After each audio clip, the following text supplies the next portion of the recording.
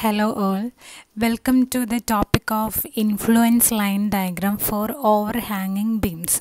So this is a figure.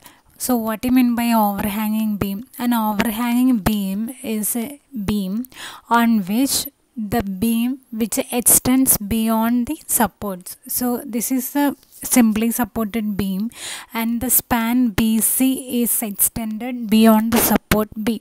So this is the overhanging beam.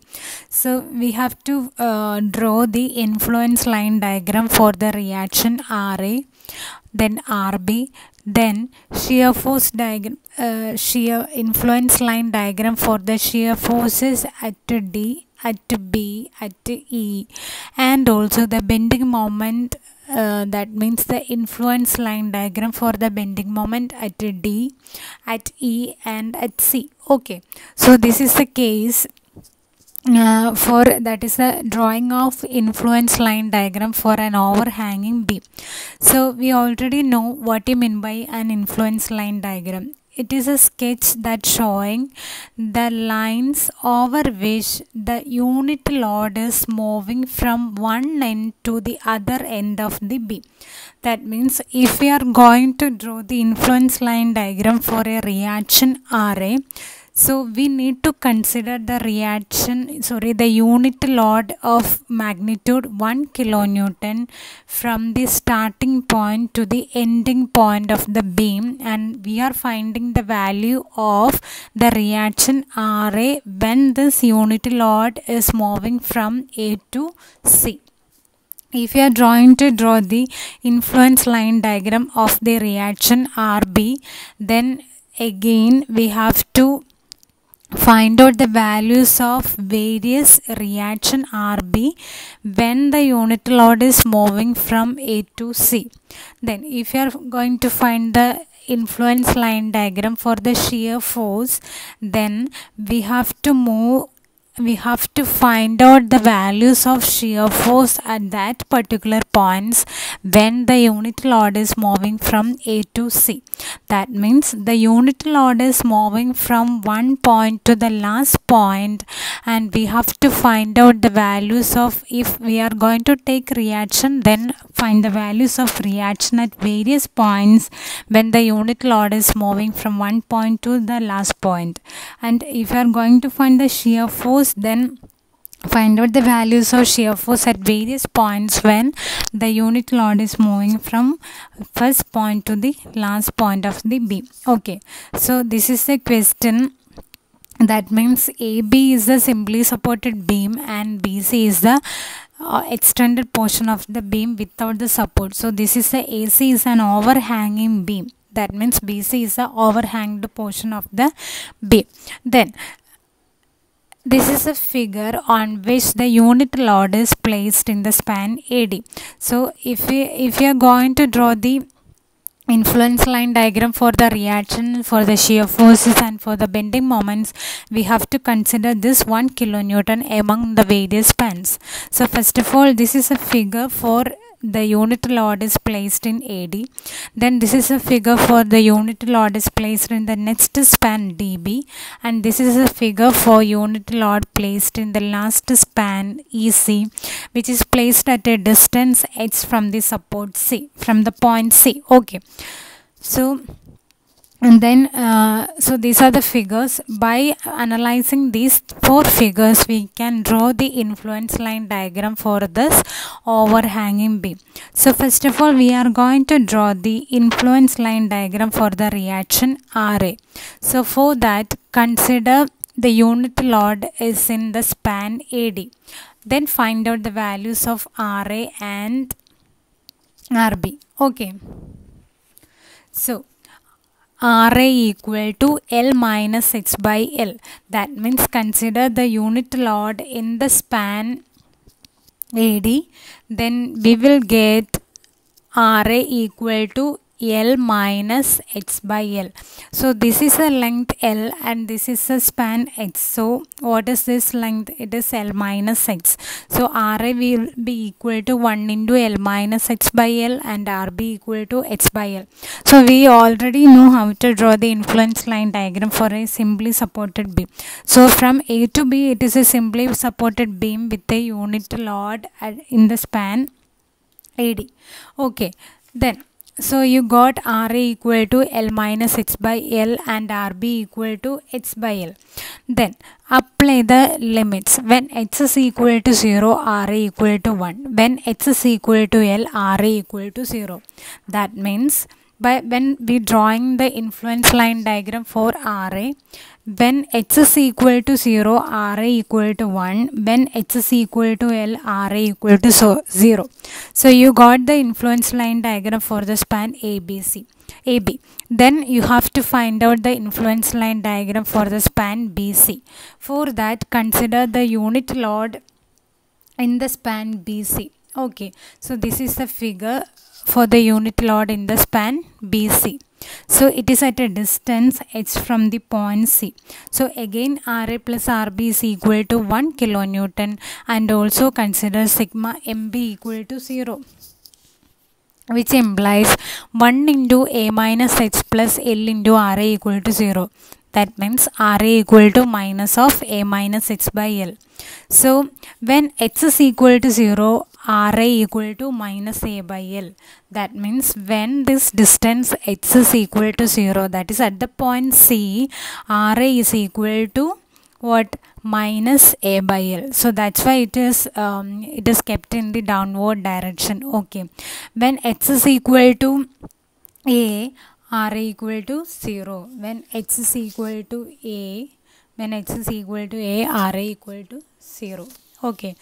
So this is the variation of influence line diagram for RA. To get the influence line diagram for RA, consider the unit load in the first span, then it is in the next span.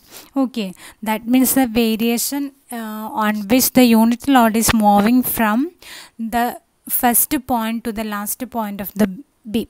Okay, and then we are finding the various values of reactions RA. Next is the influence line diagram for the reaction RB. Again, same procedure. That is, this is the first figure in the span AB. So what about RA? It is L minus h by L. So RB is equal to h by L. When h is equal to 0, that is at the point A, RB equal to 0. When h is equal to L, RB equal to 1. That means when h is equal to 0, RB equal to 0, and when h is equal to 1, RB equal to 1. Then find out the value of RB for the span BC. For that, consider the 1 kilonewton at a distance h from this point C. Then find out RB. So in the previous step for RA, we already found the value of RA equal to minus of A minus h by L. So we know that RA plus RB is equal to 1. So that RB equal to 1 minus RA, that's equal to L plus A minus h by L. Okay, then apply the limits. When h is equal to 0, RB equal to A plus L by L. A plus L by L. And when h is equal to A, RB equal to 1. So this is a figure, that means the influence line diagram for RB. Okay. Now, we have to find out the influence line diagram for the shear force at D, at the point D. For that, place the unit load in the span. For that, place the unit load in the span AD. Then find out the value of shear force at D. So this is a position of shear force. This is a position of the unit load. Then find out the value of value of shear force at D.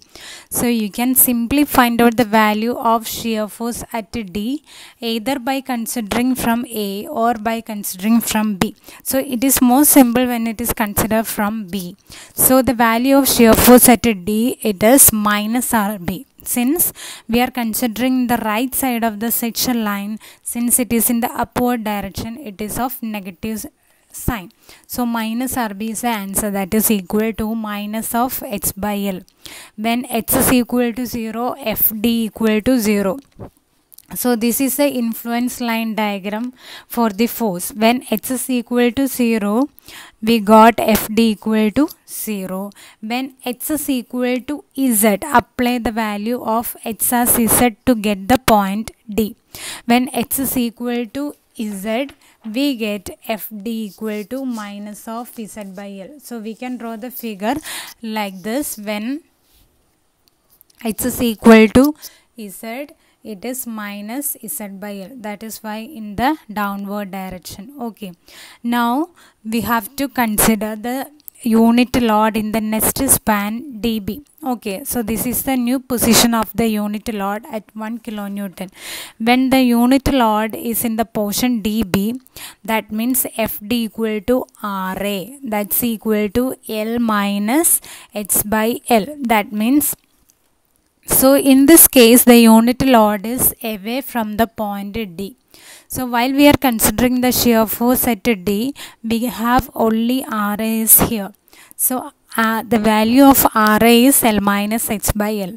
Then apply the limits. When H is equal to Z and when H is equal to L, that means when H is equal to Z, FD equal to L minus Z by L. That is a positive value. So that I drawn the figure like this, L minus Z by L. Then when H is equal to L, the value of shear force will be 0. That means FD equal to 0. So we can draw this this figure like this when H is equal to L. So this is a point at H is equal to L. Okay. Now we have to find out the variation of shear force at D for the span BC. Okay, when unit, for that consider the unit load is in the portion BC. Then find out the value of RA. That means we already got the value of RA as minus of A minus H by L. Then when H is equal to 0, FD equal to minus of A by L. When H is equal to A, FD equal to 0. So when H is equal to 0, that means this point, when H is equal to 0, FD equal to minus of A by L, and when H is equal to A, FD equal to 0. So this is the influence line diagram for the shear force at D. For that, consider the unit load among the various spans and find out the value of shear force. Okay, so this is the first part of the video. Then we have to find out the values of shear force at the next point E and C, and also the bending moment. So it will continue in the next video. Thank you.